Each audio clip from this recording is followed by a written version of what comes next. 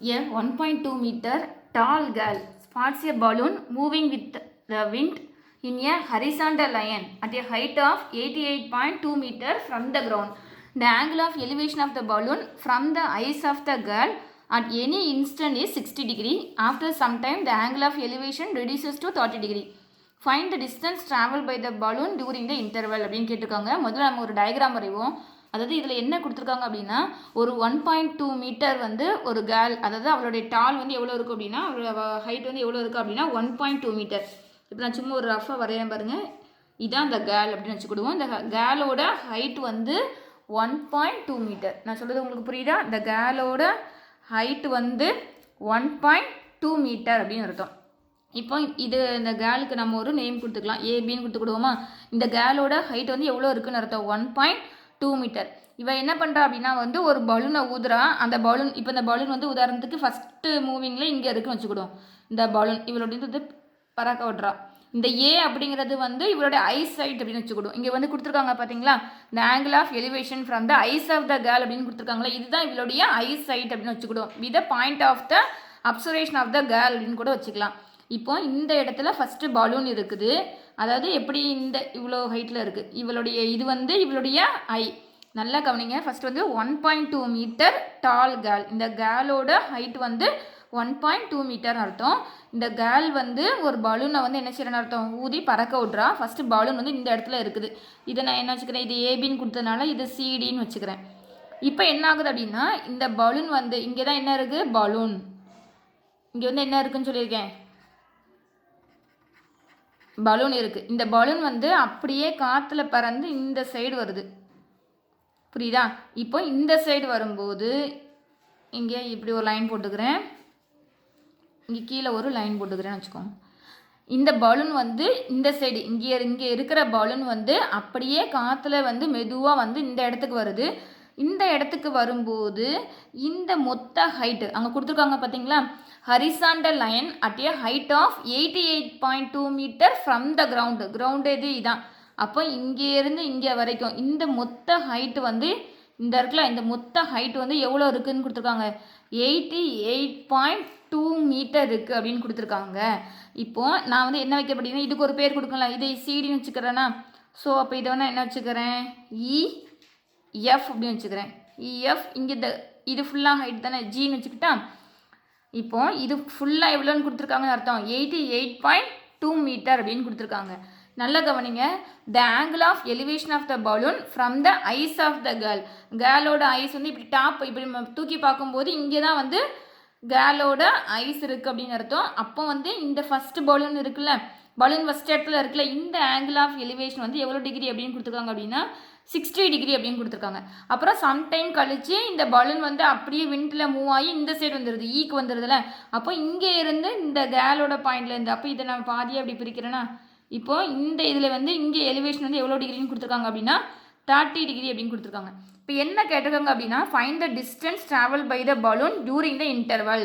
இந்த 2 இன்டர்வல், அதாவது இந்த டிஎஃப் எவ்வளவு அப்படிங்கிறத அவங்க என்ன செஞ்சுருக்காங்கன்னு அர்த்தம் கேட்டிருக்காங்க. ஸோ இதை நான் வந்து என்ன வச்சுக்க போகிறேன், எக்ஸ் அப்படின்னு வச்சுக்கிறேன். இந்த டிஎஃப் வந்து என்னங்கிறத அவங்க என்ன செஞ்சுருக்காங்கன்னு அர்த்தம் கேட்டிருக்காங்க அப்படின்னு அர்த்தம். இப்போ நல்லா பாருங்கள். ஃபஸ்ட் நான் அந்த டயக்ராம் வந்து மறுபடியும் சொல்கிறேன். இது வந்து த கேர்ள் வந்து 1.2 மீட்டர் டாலில் இருக்கா. இந்த கேர்ள் வந்து ஒரு பலூனை வந்து பறக்க விடுறா. அந்த பலூன் வந்து ஃபஸ்ட்டு எங்கே நிற்குதுன்னு பாருங்கள், சிங்கிற பொசிஷனில் இருக்குது. அது விண்டில் அப்படியே மூவ் ஆகி எங்கே போகுது அப்படின்னா ஈங்கிற பொசிஷனுக்கு என்ன செய்யணும் அர்த்தம், போகுதுன்னு அர்த்தம். இந்த டிஸ்டன்ஸ் எவ்வளவு, இந்த சி டு இ அதாவது டி டு எஃப் இது எல்லாமே சேம் தான். இந்த டிஸ்டன்ஸ் வந்து எவ்வளவு அப்படிங்கிறது தான் நம்ம என்ன செய்யணும் அர்த்தம், கண்டுபிடிக்கணும் அப்படின்னு அர்த்தம். இதில் வந்து இந்த இலேருந்து இந்த ஜி வரைக்கும் இந்த கிரவுண்ட் லெவல் வரைக்கும் எவ்வளோ இருக்குது அப்படின்னு அவங்களே கொடுத்துட்டாங்க அப்படின்னா 88.2 மீட்டர் இருக்குது அப்படின்னு கொடுத்துட்டாங்க. அப்புறம் இந்த சிங்கிற பாயிண்ட்டுக்கு ஃபஸ்ட்டு இந்த பலூன் இருக்குல்ல, அதோட ஆங்கிள் ஆஃப் எலிவேஷன் வந்து 60 டிகிரி அப்படின்னு கொடுத்துருக்காங்க. இங்கே வந்து ஆங்கிள் ஆஃப் எலிவேஷன் வந்து 30 டிகிரின்னு கொடுத்துருக்காங்க. இது முதல்ல புரியுதா? ஏபிங்கிறது வந்து அந்த கேர்ள் வந்து கீழே நிற்கிறா. அவருடைய டால் வந்து 1.2 மீட்டர் இருக்குது. இங்கே இருந்து ஒரு பலூனை பறக்க விட்றா. அந்த பலூன் வந்து சிங்கிற டிஸ்டன்ஸில் இங்கே நிற்குது, சியில் இருக்குது. அந்த பலூன் வந்து அப்படியே விண்டில் மூவ் ஆகி ஈங்கிற பொசிஷனுக்கு என்ன செய்யணும் அர்த்தம் வருதுன்னு கொடுத்துட்டாங்க. இந்த சியை அவள் பார்க்குற அந்த ஆங்கிள் ஆஃப் எலிவேஷன் வந்து 60 டிகிரின்னு இருக்குது.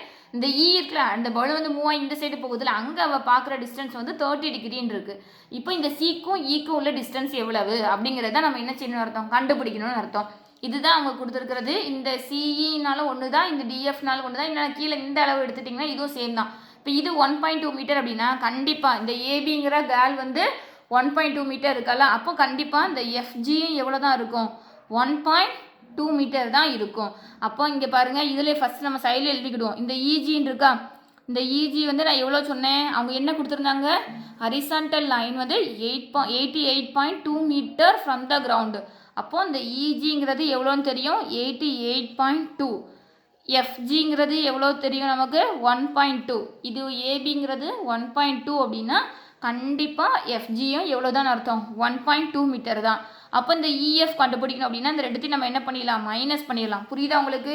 இந்த இஜிங்கிறது 88.2 மீட்டர் இருக்குது, எஃப்ஜிங்கிறது 1.2 மீட்டர் இருக்குது. இந்த ரெண்டுத்தையும் மைனஸ் பண்ணோம் அப்படின்னா இஎஃப் கிடைக்கும். இப்போ இஎஃப் எவ்வளோ பாருங்கள், 88.2 மைனஸ் 1.2 மைனஸ் பண்ணால் என்ன வரும், 87.0, அதாவது 87 வருது. இந்த 87 அப்படிங்கிறது தான் என்ன அர்த்தம், இந்த இஎஃப் அப்படிங்கிறது எவ்வளோ அர்த்தம், 87. இஎஃப் 87 அப்படின்னா கண்டிப்பாக சிடியும் இதுதான் 87 மீட்டர். இதில் டவுட் இல்லையே, இஎஃப் வந்து 87 மீட்டர் அப்படின்னா இந்த சிடியும் எவ்வளோ தான், 87 மீட்டர்.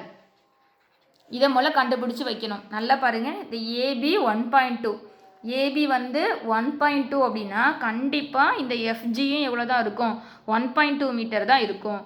நமக்கு சம்மில் என்ன கொடுத்துருக்காங்க அப்படின்னா இஜி வந்து 88.2 மீட்டர் அப்படின்னு கொடுத்துருக்காங்க. இப்போ இது 1.2 மீட்டர். ஸோ இந்த ரெண்டுத்தை இதுலேருந்து இதை நம்ம மைனஸ் பண்ணோம் அப்படின்னா இந்த இஎஃப் நமக்கு கிடச்சிரும். அப்போ இஎஃப் வந்து எவ்வளோ வருது பாருங்கள், 88.2 மைனஸ் 1.2 அப்படிங்கும்போது இது வந்து 87. இங்கே 87 இருக்குது அப்படின்னா கண்டிப்பாக இந்த சிடியும் எவ்வளோ தான், 87 மீட்டர் தான். இதில் நமக்கு டவுட்டே என்ன செய்யக்கூடாது, வரக்கூடாது. சரி, இப்போ எனக்கு வந்து என்னோட கண்ணுக்கு வந்து 2 ட்ரையாங்கிள் வந்து இங்கே தெரியுது. இந்த 2 ட்ரையாங்கிளை வச்சு நம்ம ஆன்சர் என்ன செய்ய முடியும், கண்டுபிடிக்க முடியும். ஃபஸ்ட்டு நான் இந்த குட்டி ட்ரையாங்கிள் எடுத்துக்கிறேன். குட்டி ட்ரையாங்கிள் என்ன இருக்குது பாருங்கள், சிஏடின்னு இருக்குது. குட்டி ட்ரையாங்கிள் என்ன இருக்குது, சிஏடி. நான் வந்து ட்ரையாங்கிள் சிஏடி எடுத்துக்கிறேன். என்ன எடுக்க போகிறேன் பாருங்கள், ட்ரையாங்கிள் சிஏடி. இந்த பின்னாடி பாருங்கள், இந்த படத்தில் வரைஞ்சிருக்கலாம், அதை அப்படியே இங்கே நான் வந்து ட்ரா பண்ணுறேன். என்ன இருக்குது, சிடிஏ அப்படின்றது. இது வந்து எத்தனை டிகிரின்னு பார்த்துருக்கோம் பாருங்கள், 60 டிகிரி. இது எத்தனை டிகிரி, 60 டிகிரி. இது வந்து எவ்வளோ பார்த்தோம், 87. இது நமக்கு என்ன செய்யாதுன்னு அர்த்தம், தெரியாது. இப்போ இந்த ட்ரையாங்கிளில் வந்து நம்ம tan தீட்டா கண்டுபிடிக்கணும். அதாவது தீட்டா, tan தீட்டா அப்படின்னா வந்து என்ன ஃபார்முலா உங்களுக்கு தெரியும், opposite side by adjacent side அப்படின்னு தெரியும்ல. tan தீட்டா ஈக்குவல் டு என்ன formula, opposite side by adjacent சைடுன்னு அர்த்தம். இப்போ tan இங்கே தீட்டாக்கு பதிலாக இங்கே எத்தனை டிகிரி இருக்குன்னு அர்த்தம், 60 டிகிரி. அப்போ tan 60 டிகிரி ஈக்குவல் டு இங்கே ஆப்போசிட் சைடு என்ன இருக்குது பாருங்கள், சிடி. அட்ஜசன்ட் சைடு என்ன இருக்குது பாருங்கள், ஏடி. tan 60 டிகிரியோட வேல்யூ என்ன, √3. தெரியலன்னா டேபிளில் எடுத்து பாருங்கள். tan 60 டிகிரியோட வேல்யூ வந்து என்னென்னு அர்த்தம், √3. இப்போ சிடி வந்து ஆல்ரெடி நமக்கு தெரியும், 87 பை என்னென்னு அர்த்தம், ஏடி. இந்த ஏடிங்கிறதை வேல்யூவை கண்டுபிடிக்கணும். ஸோ வந்து என்ன பார்க்க போகிறோம் பாருங்கள், ஏடியை அந்த சைடு கொண்டு போகிறேன். அப்போது ஏடி வேணும் அப்படின்னா 87 பை என்ன வந்துடும் அர்த்தம், √3 அப்படின்னு வந்துடும். இந்த கீழே √3 இருந்தால் நம்ம மேலேயும் கீழேயும் √3ஆல் என்ன பண்ண முடியும், மல்டிப்ளை பண்ண முடியும். இப்போ பாருங்கள், மேலே மல்டிப்ளை பண்ணால் 87 √3, கீழே √3யும் மல்டிப்ளை பண்ணும்போது ஆன்சர் 3. 2 நம்பர் ரூட்டுக்குள்ளே இருக்கும்போது ஒரு நம்பர் நம்மளால் என்ன செய்ய முடியும், ரூட்லேருந்து வெளியே எடுக்க முடியும். அப்போ √3யும் மல்டிப்ளை பண்ணால் ஆன்சர் என்ன அர்த்தம், 3. இதை நான் கட் பண்ணி வச்சுக்கிட்டா, 3 1s 3, 3 2s 6, இது 2 27 9. அப்போது ஏடியோட ஆன்சர் வந்து 29 √3 அப்படின்னு வந்துடுச்சு. ஏடியோட ஆன்சர் வந்து எவ்வளோ வந்திருக்கு பாருங்கள், இதோட ஆன்சர் வந்து எவ்வளோ வந்திருக்கு, 29 √3 அப்படின்னு வந்துடுச்சு. இதோட ஆன்சர் வந்திருக்கு 29 √3. எனக்கு இது வேணுமா, வேண்டாம். எனக்கு தேவையானது இந்த எக்ஸ் என்ன அப்படிங்கிறத நான் என்ன செய்யணும் அர்த்தம், கண்டுபிடிக்கணும். சரி, இப்போ இந்த ஒரு ட்ரையாங்கிள் நம்ம முடிச்சாச்சு. இப்போ இந்த பாருங்கள், இந்த பெரிய ட்ரையாங்கிள், அதாவது ஏஇஎஃப் அப்படிங்கிற ட்ரையாங்கிள் எடுத்துக்கிடுவோம். ஏஇஎஃப் இந்த ட்ரையாங்கிளை நான் இங்கே ட்ரா பண்ணுறேன் பாருங்கள்.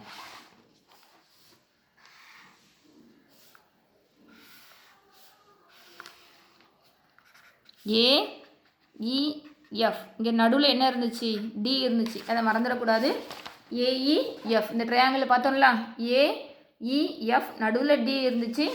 இது வந்து எவ்வளோன்னு பார்த்துருக்கோம், 87. ஏடியோட ஆன்சர் இப்போ தான் நம்ம கண்டுபிடிச்சோம். ஏடியோட ஆன்சர் என்ன கண்டுபிடிச்சோம்? 29√3. இந்த வேல்யூ நமக்கு தெரியாது. ஸோ இதை என்ன வச்சுக்கலாம்? எக்ஸ் அப்படின்னு வச்சுக்கலாம். இதை என்ன வச்சுக்கலாம்? எக்ஸ். ஆக்சுவலாக இந்த எக்ஸ் தான் நம்ம என்னங்கிறத கண்டுபிடிக்க போகிறோம். இப்போ இங்கே வந்து தீட்டா வந்து எவ்வளோ இருந்துச்சு? 30 டிகிரி. இங்கே மறுபடியும் நம்ம டேன் தீட்டாவை அப்ளை பண்ண போகிறோம். டேன் தீட்டா ஈக்குவல் டு என்ன ஃபார்முலா சொன்னேன்? Opposite side by adjacent side. Tan theta equal to என்ன formula? Opposite side by adjacent side. இப்போ டேன், இப்போ தீட்டாக்கு பதிலாக எத்தனை டிகிரி போடணும்? 30 டிகிரி. இங்கே ஆப்போசிட் சைடு என்ன இருக்குது பாருங்கள்? இஎஃப் இருக்குது. அட்ஜசன்ட் சைடு என்னது இருக்குது பாருங்கள்? ஏஎஃப். இதானே இது ஏஎஃப். இப்போ டேன் 30 டிகிரிக்கு வேல்யூ வந்து 1/√3. இஎஃப்க்கு எவ்வளோ கண்டுபிடிச்சிருக்காங்க? 87. இந்த ஏஎஃப் அப்படிங்கிறது வந்து ஏடியும் ப்ளஸ் டிஎஃப். ஆமாம் தானே? ஏஎஃப்னா என்னது? ஏடி ப்ளஸ் என்ன அர்த்தம்? டிஎஃப். அப்போ 1/√3 ஈக்குவல் டு 87 பை ஏடிங்கிறது ஆக்சுவலாக என்ன இருந்துச்சு? 29√3 ப்ளஸ் டிஎஃப்ங்கிறது எக்ஸ். இப்போ இதை பாருங்கள், இதை இந்த சைடு கொண்டு வந்துடட்டா? அப்போ 29√3 ப்ளஸ் எக்ஸ் ஈக்குவல் டு 87. இங்கே கீழே √3 டிவிஷனில் இருக்குது, மேலே மல்டிப்ளிகேஷனில் போகும். ஸோ 87√3. இப்போது எக்ஸ் மட்டும் வேணும் அப்படின்னா 87√3 இந்த ப்ளஸ் 29√3 இங்கே வரும்போது என்ன ஆகும்? -29√3. அப்போ 87√3லேருந்து 29√3யை நம்ம என்ன பண்ண போகிறோம்னு அர்த்தம்? மைனஸ் பண்ண போகிறோம். அதாவது உங்களுக்கு தெரியலன்னா இப்படி போட்டுக்கோங்க, √3யை காமனாக வச்சுக்கோங்க. உள்ளே வந்து 87 மைனஸ் என்ன போடலாம்? 29. இப்போ ஈக்குவல் டு 79 என்ன வரும்? 8. இங்கே ஒன்று கொடுத்துட்டோமா? அப்போ என்ன 7 2 5. அப்போ ஆன்சர் என்ன வருது பாருங்கள்? 58√3. ஆன்சர் என்ன வருது? 58√3. இதுதான் எக்ஸு. இதுதான் நம்ம இந்த கண்டுபிடிக்க போகிற வேல்யூ. அதாவது distance travelled by the balloon during the interval. அது வந்து எவ்வளோ? இதான் எக்ஸு. இந்த எக்ஸோட வேல்யூ தான் நம்ம கண்டுபிடிச்சிருக்கோம். எக்ஸோட வேல்யூ வந்து என்னது இருக்குது? 58√3. அப்போ டிஸ்டன்ஸ் வந்து எவ்வளோன்னு கொடுத்துருக்காங்க பாருங்கள்? 58√3 மீட்டர்ஸ். 58√3 மீட்டர்ஸ். புரியுதா உங்களுக்கு? அதாவது ஃபஸ்ட்டு வந்து இந்த டயக்ராம் மட்டும்தான் நம்ம கவனிக்கணும். டயக்ராம் வந்து என்ன இருந்துச்சு அப்படின்னா, ஏபிங்கிற ஒரு கேர்ள், அந்த கேர்ளோட டால் வந்து 1.2 மீட்டர் இருக்குது. இந்த கேர்ள் வந்து ஒரு பலூனை பறக்க விடுறா. பலூன் வந்து ஃபஸ்ட்டு இருக்கிறது வந்து எங்கே இருக்குது? சிங்கிற பொசிஷனில் இருக்குது. அது அப்படியே மூவ் ஆகி ஈங்கிற பொசிஷனுக்கு என்ன செய்யணும்னு அர்த்தம்? போகுதுன்னு அர்த்தம். அந்த ஈலேருந்து அந்த கிரவுண்டு லெவலில் வந்து மொத்தம் ஹைட் வந்து எவ்வளோ கொடுத்துருந்தாங்க? 88.2 மீட்டர் அப்படின்னு கொடுத்துருக்காங்க. 88.2 மீட்டர்னு கொடுத்துருக்காங்க. நம்ம வந்து கேர்ள் வந்து 1.2 மீட்டர் அப்படின்னா இங்கேயும் நம்ம 1.2 மீட்டர் இருந்துச்சு. ஸோ 1.2 மீட்டர் நம்ம மைனஸ் பண்ணோம் அப்படின்னா இங்கே 87 மீட்டர் வந்துச்சு. இந்த பொசிஷனுக்கு வந்து 60 டிகிரி கொடுத்துருக்காங்க. இந்த பொசிஷனுக்கு வந்து 30 டிகிரி கொடுத்துருக்காங்க. நம்ம 2 ட்ரையாங்கிளை எடுத்து அதில் tan θ கண்டுபிடிச்சாலே நமக்கு கிடைக்கக்கூடிய வேல்யூ கிடச்சிரும். ஃபஸ்ட்டு ட்ரையாங்கிள் வந்து ஏசிடின்னு எடுத்தோம். அடுத்த ட்ரையாங்கிளை வந்து ஏஇஎஃப் அப்படின்னு எடுத்திருக்கோம். புரியுதா? அதில் ஏசிடியில் வந்து இந்த சிடியோட வேல்யூவை இந்த ஏடியோட வேல்யூ நம்ம என்ன செஞ்சுருவோம்? கண்டுபிடிச்சிருவோம். அடுத்தது எக்ஸோட வேல்யூ நம்ம என்ன செஞ்சிடலாம் அர்த்தம்? கண்டுபிடிச்சிடலாம். அப்போ தேர்ஃபோர் எக்ஸோட வேல்யூ வந்து நமக்கு எவ்வளோ வந்திருக்கு பாருங்களேன்? 58√3 மீட்டர் வந்திருக்கு. தேங்க்யூ.